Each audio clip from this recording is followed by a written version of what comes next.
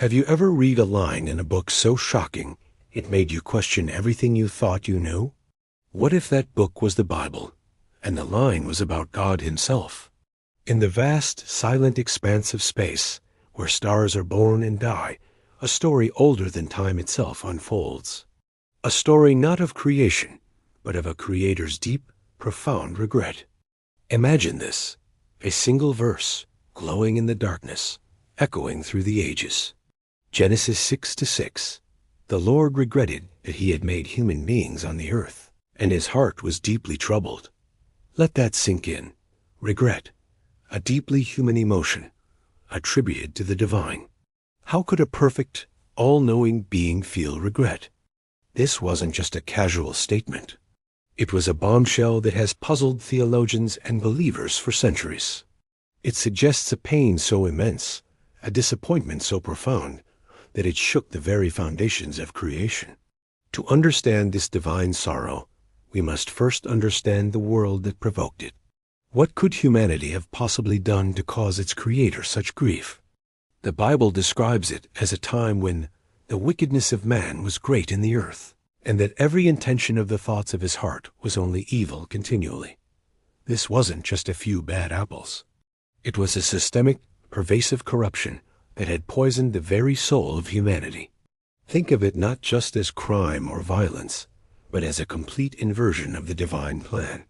A world where kindness was weakness, where justice was a joke, and where the sacred spark of the divine within each person had been snuffed out by darkness. Imagine chains of greed, broken tablets of law, crowns stained not with honor, but with blood, and the very fabric of society crumbling under the weight of its own wickedness. This was the world God saw, a world that broke his heart. This leads us to one of theology's greatest mysteries. Can an omniscient God truly feel regret? If God knows the end from the beginning, how can any outcome be a surprise? This is where our human understanding of time and emotion falls short. Perhaps God's regret isn't like our own, which is often tied to a wish to change the past. Maybe it's a form of divine empathy, a profound sorrow for what his beloved creation had become.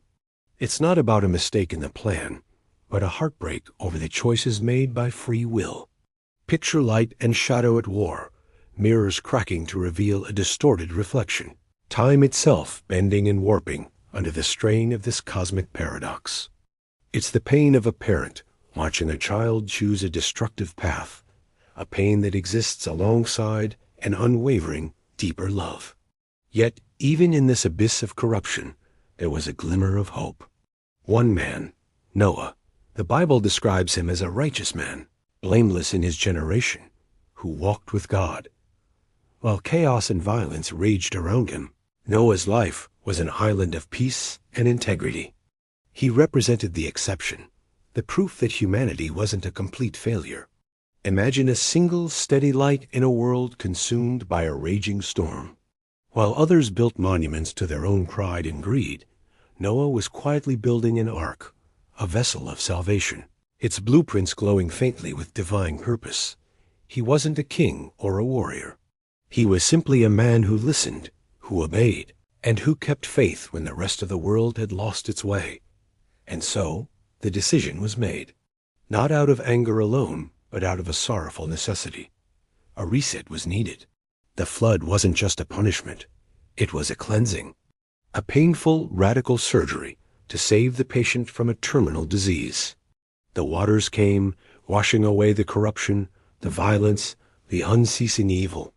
Imagine the terrifying roar giving way to a profound silence, the destructive waves slowly calming, and the dawn's first light breaking over a world washed clean.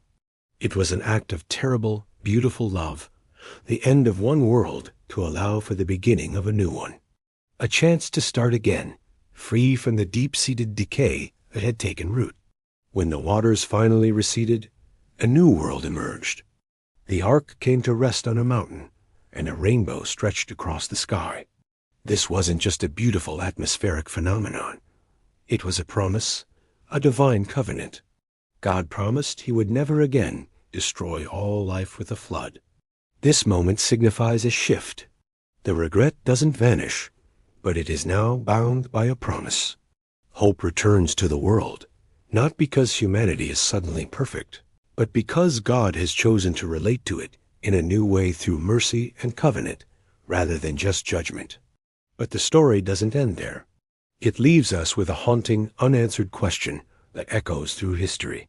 If God reset the world once because of humanity's wickedness, what stops it from happening again? As we look at our modern world, with its skyscrapers and sprawling cities, we can see the same ancient shadows lurking. The same greed, the same violence, the same pride that led the world to the brink of destruction once before. The story of the flood is not a fairy tale from a forgotten past. It's a mirror. It forces us to ask, are we so different from them? Are we listening? Or are we too ignoring the signs, lost in our own pursuits while the storm clouds gather on the horizon? The story of divine regret isn't just about the past. It's a warning, a reflection, and a mirror held up to every generation. By the way, I have an affordable, budget-friendly Bible here, where you can explore the Gospels of God. If you want to check it out, I will paste the links in the description below. Like this video if you love stories like this. Subscribe if you want more stories of dark and forbidden passages in the Bible, and turn on the notification bell so you won't miss any updates from this channel. Thank you for watching, and I hope to see you in the next episode. Real horror, real stories, real life events that actually happened. This is EerieDoseYT. Up next, we will talk about the day God tried to kill Moses.